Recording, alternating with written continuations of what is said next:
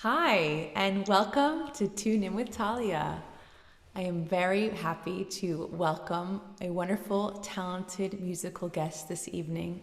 She is a friend and she's incredible. Her name is Mayu Saeki. Welcome to the show.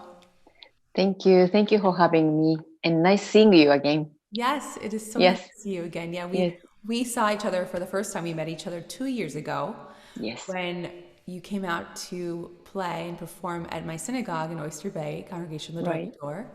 And you're a beautiful flutist and pianist. And when I met you, I thought, oh, she's amazing. And I would Oh, love to thank collaborate you. with her in the future more Thank and more. you. Yeah. Thank you so much. And you're so sweet too. You're sweet. So I want to tell everybody a little bit about you. I'm going to read a little bit about you so they get a background about you, and then we will continue our interview. Mayu Saeki is a Japanese born flutist, composer, bandleader, educator, Trevor James Flutes artist, Brooklyn Jazz Underground record artist, and global citizen. With nearly a decade of her musical career in New York City, Mayu Saeki, an Elizabeth University of Music alumni with master's degree, still keeps transforming herself with no limit. Her versatile and yet passionate play style is deeply rooted in her early childhood classical training. She isn't a stranger to jazz clubs like Jazz at the Catano and Jazz Gallery, to name a few, but also is welcomed in hardcore rock venues like Brooklyn Bowl and Rockwood Music Hall to captivate a wide range of audiences. So, Mayo, your bio is way more extensive, and there's so much to tell everyone about you, but we will cover more topics as we go along. Okay. So, first, I want to ask you, Mhm. where are you from in Japan? Yes. So I was born in Hiroshima city, Uh huh. where the atomic bombs Oh, had wow. happened. And because of my father's work, I have been moving like here, city to city, state to state, like all the time. So I moved to Osaka, which is second city in Japan, and then I moved to nearby Tokyo and then Tokyo, and then come back to the south side. So I honestly don't know where I should say. Yeah, It's my hometown, yeah. but I was everywhere. Wow. What did your What did your father? What did he do? Uh, so my father passed away like when I was little, but he actually owned the company, and the company was had how do you say that was in many locations, so Hmm. we had to go here and there. But Okay. mostly I was in Hiroshima city. Okay. Yes. And when you first arrived to New York City, what was that like for you when you first came over? Mm. So the funny thing is New York City was my first city in United States. Oh, wow. So I always thought, oh, this is America. First impression. And yes. And then later on, I was touring with Irish music band, and I went to the other states like Iowa, that, like everywhere. Like I had a nationwide tour, And you it was and then eye-opening to see different places. yes. So my first impression about New York, I must say, was just wow. Wow. Wow. That's a good. Because, like when I moved to here in 2009, I spoke no English. I was going to ask you about that. Okay. Wow, that must have So been such a shock to you. everything was, everything shocked me, especially the cultural difference and the language, because it's like a Tokyo city. Tokyo city was a big city, a lot of people, but it's just different. Yes, I And think which I love. I really love it. you love it all. Yes. Diverse, right? Yes. Lots of different cultures in one little island. Yes, that's very interesting to me. And so, emotionally, professionally, what was it like trying to start a career with You not mean having? I mean, when you came here, how old were you when you came? 35? And you came here wanting to start a musical career, right? Yes, But from the not very knowing scratch. from the No. scratch and not knowing enough English No. or any English. No. So how that's incredible that you came here with not knowing this language and you said you thought how did you get into this whole music scene and the world and what was that like? Yes, so actually, I have met few New York jazz musicians in Tokyo because they travel to Japan like once or twice a year. And one of them, I still am very close friend with him, and I performed with him in Arizona. His name is Louis Nash, the famous drummer. Oh, And I think he was the one who recommended me to move to New York City, but at the time we have a translator. So that helps to have yes, yeah. yes, translator. And when I was 34, 35, I felt like my life was not going to go anywhere more in Japan because I kind of felt like I have completed what I wanted to do at the age, and I was single. I'm still single, but I was single, no kids. And I'm like, this is maybe my last time to try something big in my life. And if I don't do that now, I don't think I can do that. You know what I mean? So, That's brave that you just made such a yes, big change. yes, and I didn't think that closely. Well, I'm glad that you did that because Thank you. you've created an incredible career for yourself here. Wow. I'm just trying, but still on a journey. Yeah. So I'm sure you went through many emotions in the process of acclimating to a new city and new culture and society. It must have been a lot of emotions going through all of that to really find your feet. Feel grounded. Yes, Yeah. yes. And can I just change a little bit topics a little bit moment? Yeah. So what shocked me like about your first question, um, people were not nice to me, really. Really? And yes, but I did not know because I did not speak English. And Yeah. once I start to speak English and I started to know what people are saying, people were actually nice. You know what I mean? So I thought people are not nice because I didn't understand them. I understand. And then once I was able to communicate with them, I was like, wow, maybe they are trying to help me. Oh, So, you like, misinterpreted them. yes, so my emotion was like, Yeah. Well, it must be scary to come to a new place and not know what people are saying to you and trying to figure out yes, mannerisms and body language. I was too sensitive and too insecure, of course. So I took everything personal. But now I look back to that time. I think people are just trying to help me. Yeah, That's they how were. I feel. Yeah. Yes. Sorry, I changed the topics a little bit. Thank you for sharing that. So, I want to hear about have you had any mentors along the way? Um, People who have influenced you the most through your career? Talk a little bit about who has inspired you. Love to hear that. So right after I moved to New York City in 2009, I met someone that I was not expected to meet. And his name is Chico Hamilton. And he is an NEA jazz master and drummer, composer, band leader, and educator as well. And of course, I knew his name, in many records like Miles Davis, Chet Baker. Yes. And right after I moved to New York, I went to jam session, small jam session at small jazz club, which is called Smalls.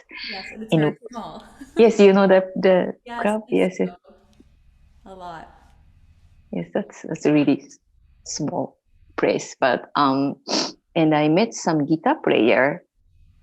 His name was Nick Demopoulos, and he said, "Oh, Mayu," he was trying to communicate with me with simple English.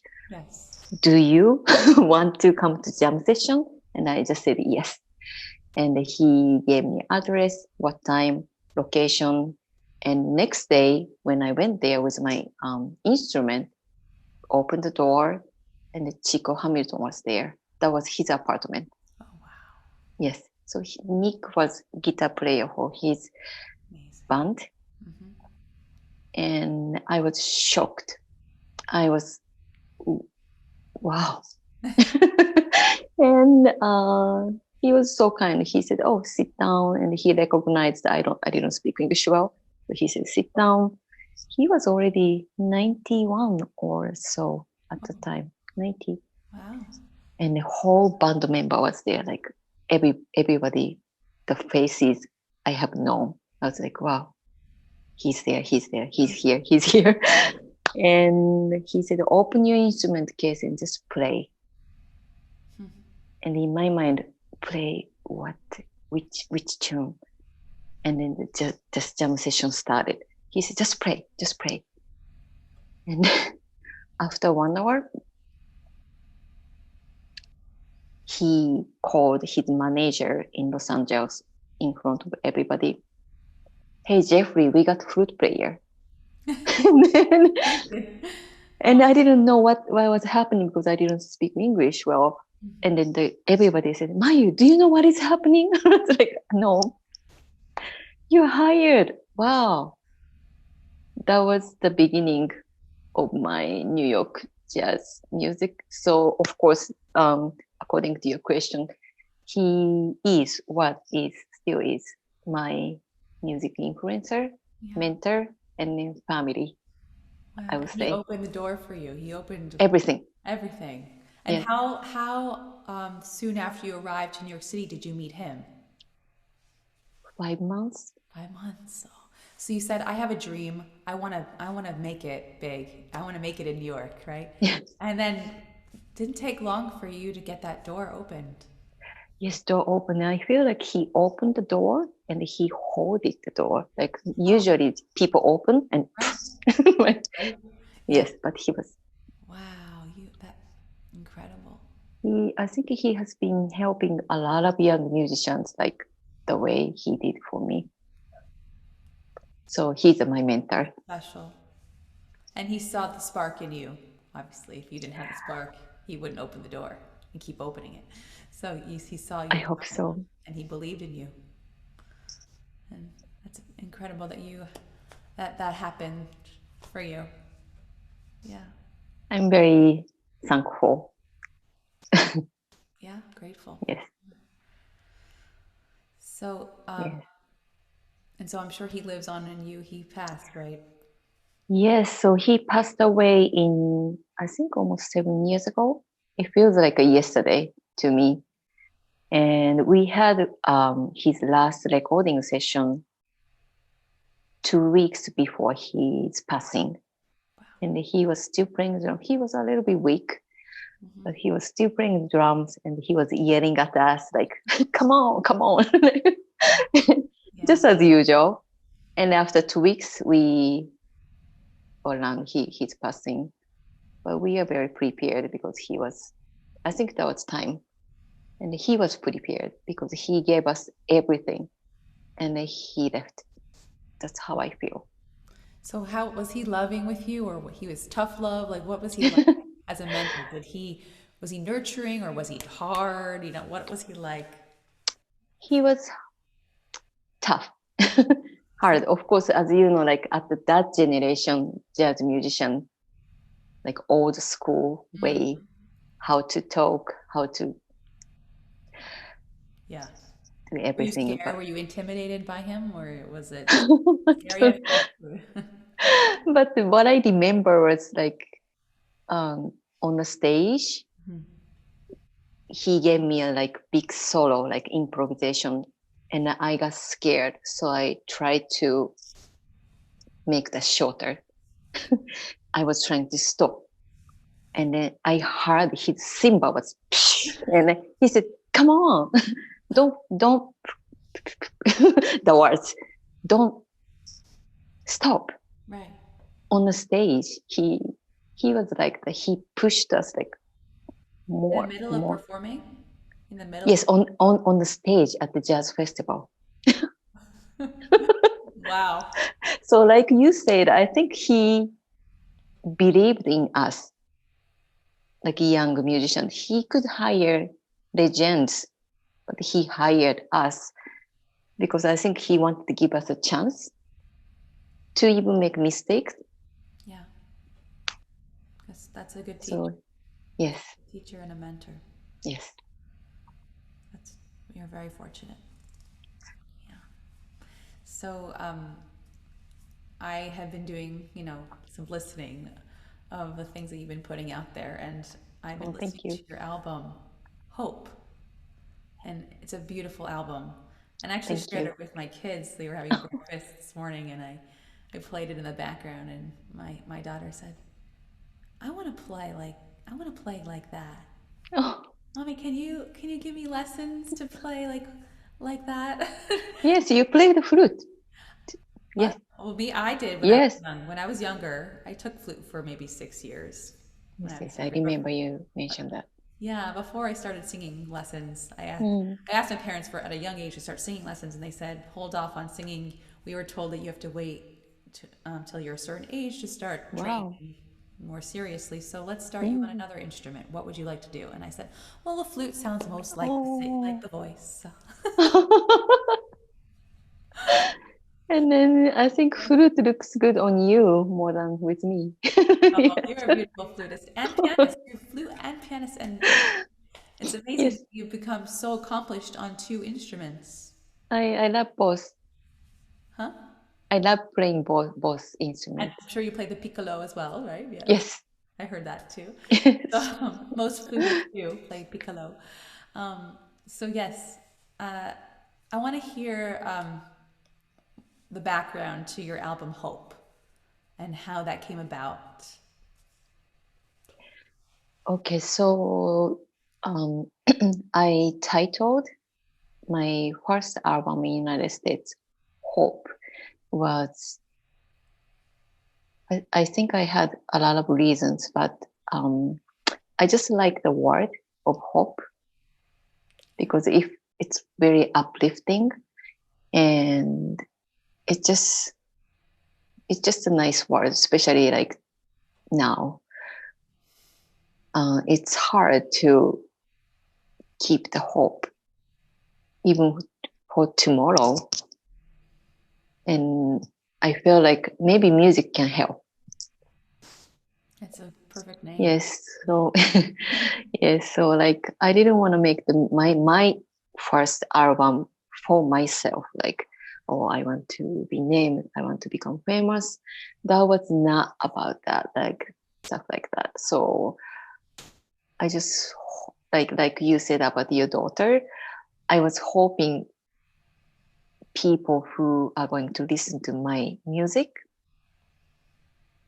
feel the same hope and joy and happiness that I always have had. And I wanted to put everything in my music. And then please listen to this. And then I hope you feel the same. And then have a hope for tomorrow, for the better day. That's Beautiful. my Well, I got it through the music on that album. I got that feeling. oh thank My I'm kids glad to probably hear. did too. It was Oh, definitely there. It was very uplifting. that's so amazing. Like because the funny thing is that like kids, little kids, Yeah. they don't know what is C major seventh or like They don't know. altered scales but they know Yes. they feel it. Intuitively, they know. That's amazing. So Yeah. thank you for sharing the Thank story. you. I'm going to be playing your music now all the time. I hope that I'll share, I'll share your information. When I post this, I'll share your information. Oh, thank you. Oh, So yes, we'll share this everything. is this is my That's your album. album, yes. Yes. So this is from the record company called Brooklyn Jazz Underground Records. Yes. So it's on their website, and I think it's on iTunes store too. So if you are interested in, Okay, thanks. yes, Check it out, folks. thank you. So I'm grateful to our mutual friend Zissel Slipovich for introducing us. And you met him while you were working as a sub flutist, right, for the show Fiddler Yes, on the Roof, which was in Yiddish. And it was yes, on for 2 years, right? There was a 2-year run, yes, 2 years. and I saw it. It was incredible. I loved it so much. Oh, And so tell us what it was like to be part of a Broadway show for the first time, because that was your first time, right? yes, Tell us what that was like. yes. So I think on the first year they were on production, like off of Broadway, and then the second year was off Broadway at stage 42. And I was subbing for the chair flute player. He's an incredible flute player. His name is Joshua Johnson. And I was not expected to be called for that show because I did not have any connections. I didn't know how to open the door to get in the Broadway show because it's very, how do you say, competitive word, I think. So when Joshua asked me, Mayu, do you want to learn the music? Do you want to sub for me? I was like, really? Because I loved the music already. In Japan, we respect the Jewish culture so much, and we have a huge Jewish community in Japan. And also the Fiddler on the Roof in Japanese version was already huge. Oh, I didn't know that. Yes. Wow. You already had a Huge. background and familiarity with Yes. the music and Yes. the show. So Everything, but in Japanese. amazing. I would actually love to hear what it sounds Yes. like in Japanese. I'll send the link to you, and then let me know what you think. I want to hear. Yes, so I loved all songs, and I was like, wow, am I going to be playing in the pit? Yes, of course. And everybody was so sweet and kind and nice, like actors, actresses, staffs, musicians, and especially the person you mentioned, Zizel. Yes. Yes, he's the sweetest person in this world. His name actually means Zissel means sweet, sweetness. Oh, it's Yiddish for sweet. Zissel. He never told me that. I'm pretty sure I'm right about that. Yeah. Sweetie, he's a sweetie. Zissel, if you're watching, we think you're sweet. Wow, I did not know. He's actually very sweet. Like usually when we go to in the pit as a sub, we do not have a chance for the rehearsal. The first show is the first time. So it's really scary. So I still remember the first day. I was so nervous and I was checking my music. I was shaking and I was worried about how conductor conducts me. And I still remember Diesel was, of course, flute and clarinet next to me. Yeah. And then he was so smiling. He said, "You sound great. Don't worry. Don't worry." I was like, wow, is this New York? people, wow, he has no judgment. Like, and then that made me feel so comfortable. And the other musicians too. Everybody was so sweet and nice. So the show made me feel like I was a little bit nervous about this music world in New York. Mm-hmm. Yeah. With a lot of experiences, but the show made me realize there are a lot of good people Yeah. So that was really nice. You meet, there's always that competitive kind of Mm. edge with the higher you go, in the New York scene, but there's always good people within that. And it's good to find those people, right? And Yes. Do you feel the same way? well, I mean, I remember Juilliard, Mm.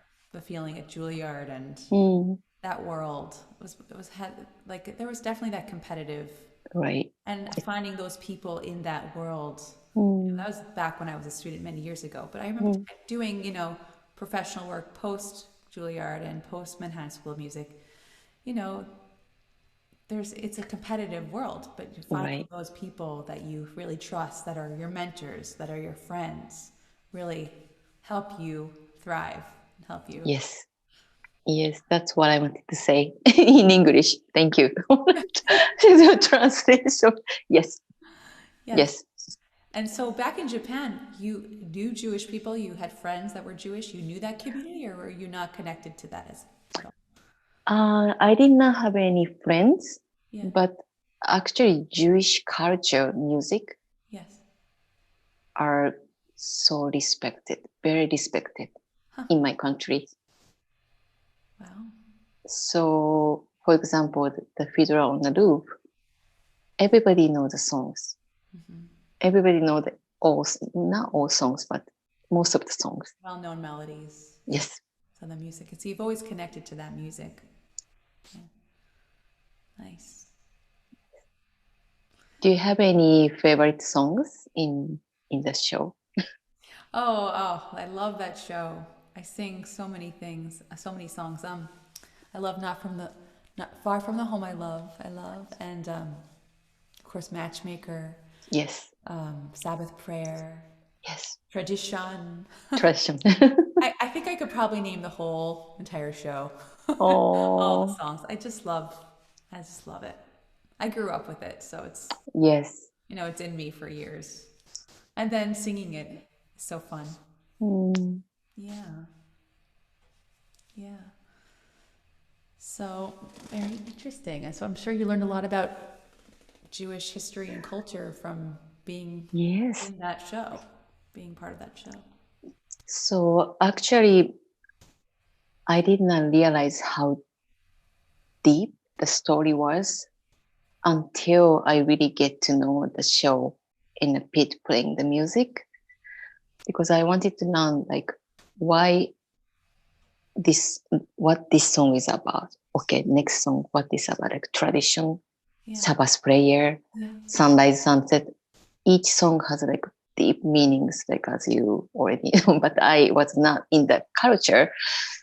hmm, So as much as I know more and more, I think I was a little bit shocked. Like for example, the story, the father didn't not accept the one of the daughter yeah, wanted to marry to Russian right, boy, and he said you're dead. And I was like, wow, right. I remember that. Yeah, yeah. yes. I was like, wow, Not all Jewish parents would do that, though. But wow. back then, in Yes, that back then era, the story, yeah, and then every time when I stay in a bubble, yes, stay tightly, and I did not know like back then that was happening, and I respect that, and then playing that music in the pit with those actors who really actually act really serious, it tears me up like always. Gets That was very not, yes, that was not just work to me. Like that was that was a great experience to me to know the other culture, because I'm from other culture too. So Could you relate to anything yes, you could relate? yes, very much. What were there some similarities between? Mm.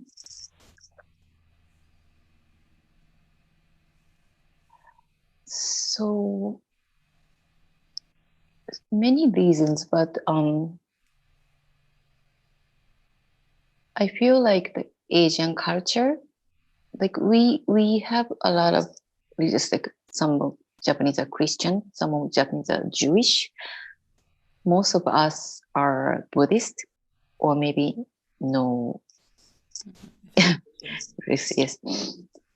But I feel like in this country, I feel like some of them I'm not accepted in some way. And seeing the show and the story, learning the music and the culture history made me realize that has been happening for a long time and everywhere.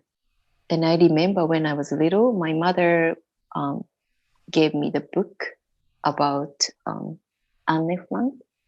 And Frank. Yes.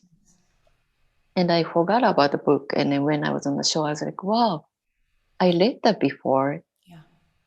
It was not the same time and not the same place, but so not everybody accept something different. And it's sad, but it's a history and it's culture, and I think we have to respect. That's all religions and all cultures yes, have experienced discrimination and prejudice and racism. There's so much right. hate in the world, and which brings me to my next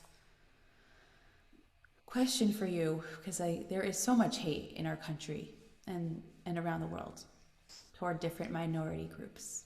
Right. And lately, the focus on the news has been around Asian hate. And we have heard about several horrific attacks targeted against Asian women, especially.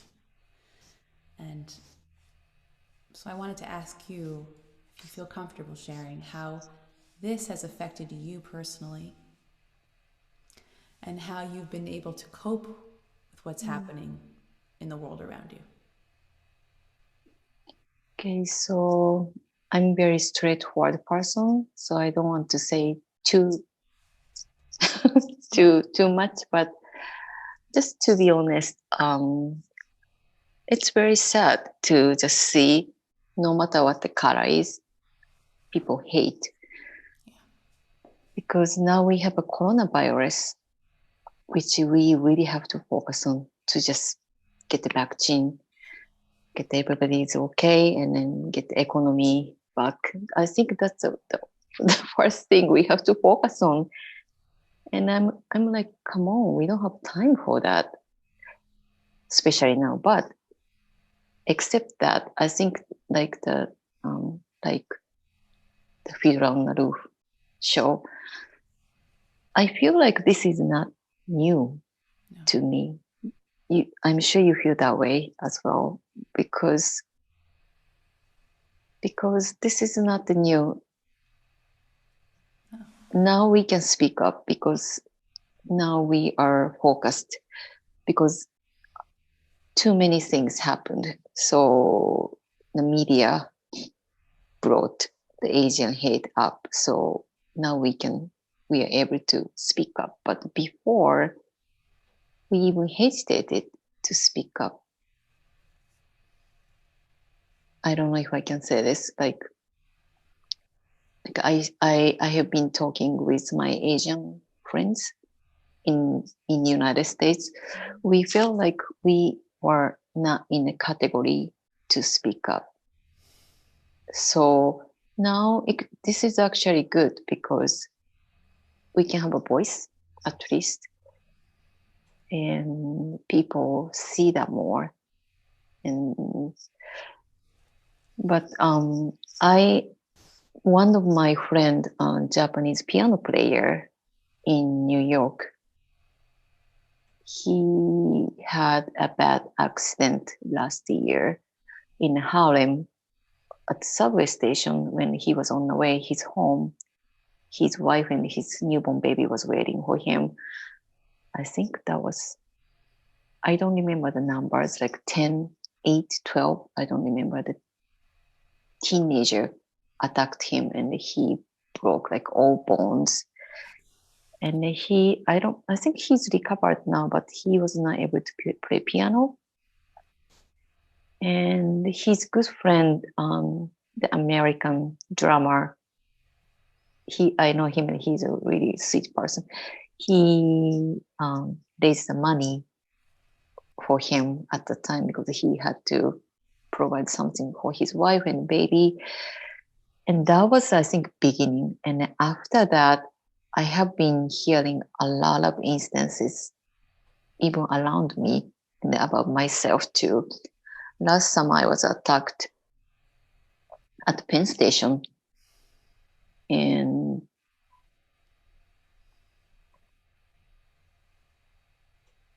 I just don't feel safe to walk on the street, taking subway.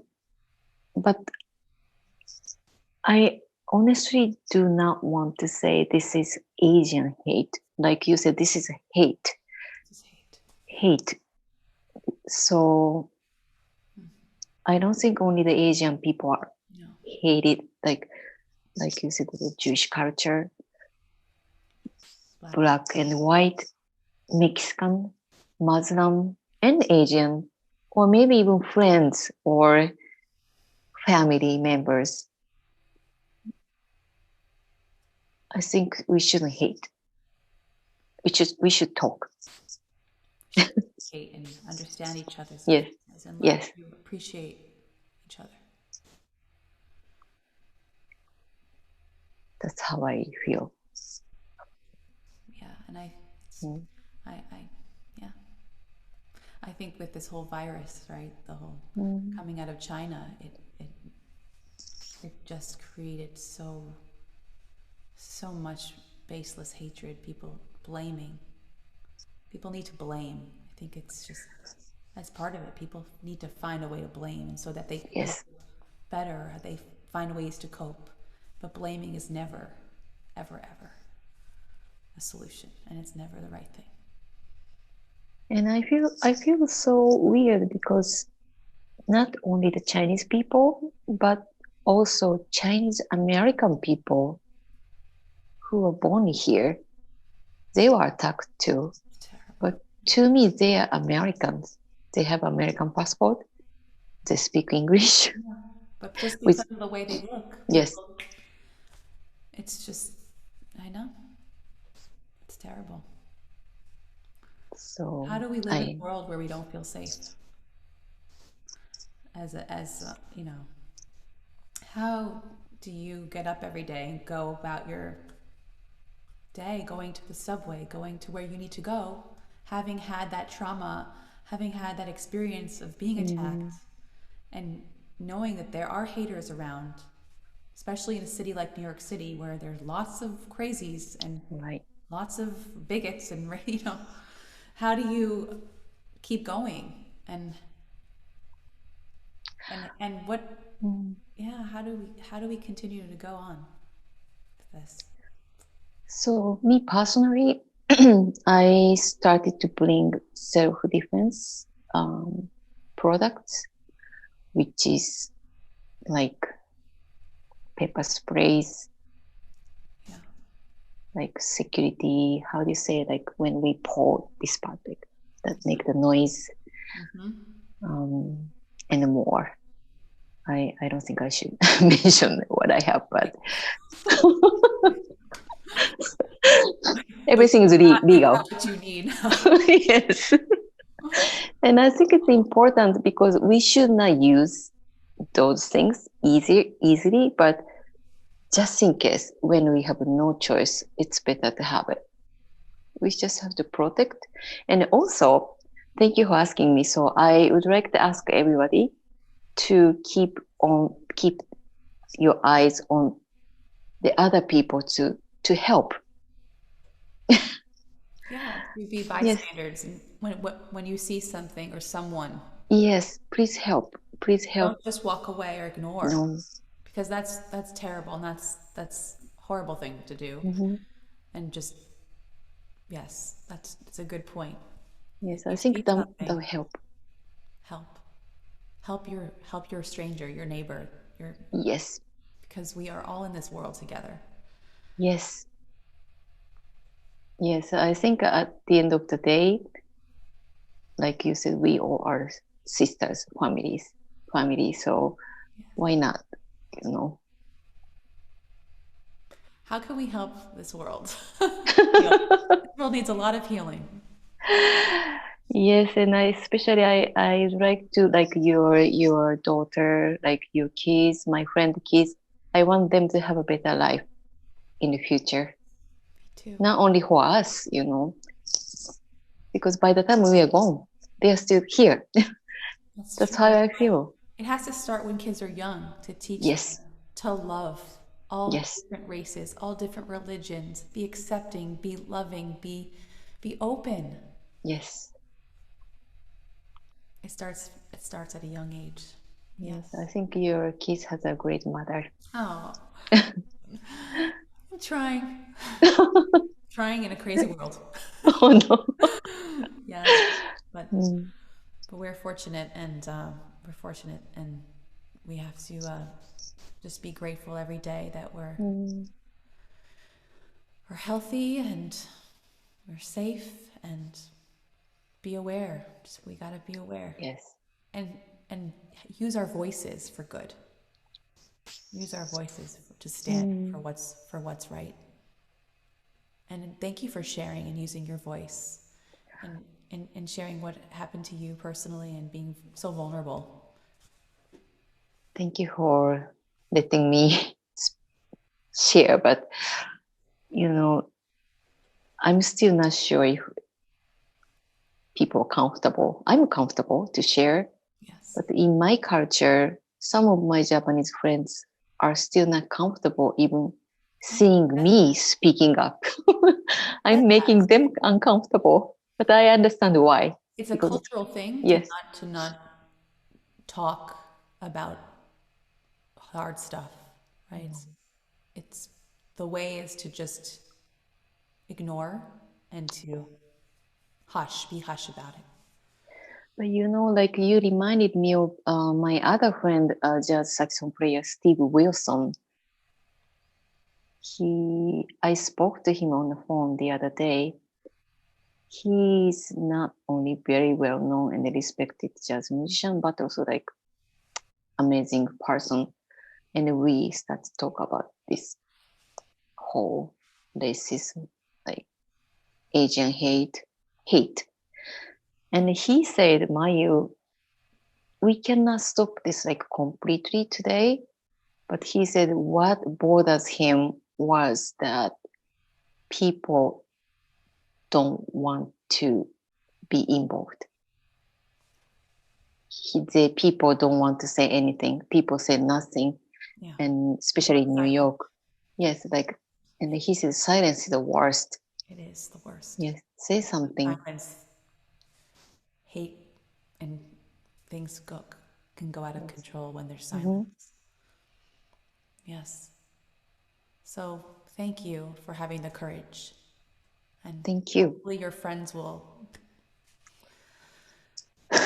join with you when they're ready, to talk about it. I just want them to be safe. Yes. Yes. I pray you and your friends and your culture, your community, I pray for safety. I pray for all of us. Oh, thank you. All of us. And yeah. Ah, thank you for Hope. having me. We This, must have hope, right? yes, We must have hope. hope that the world will one day see more healing and more peace and harmony.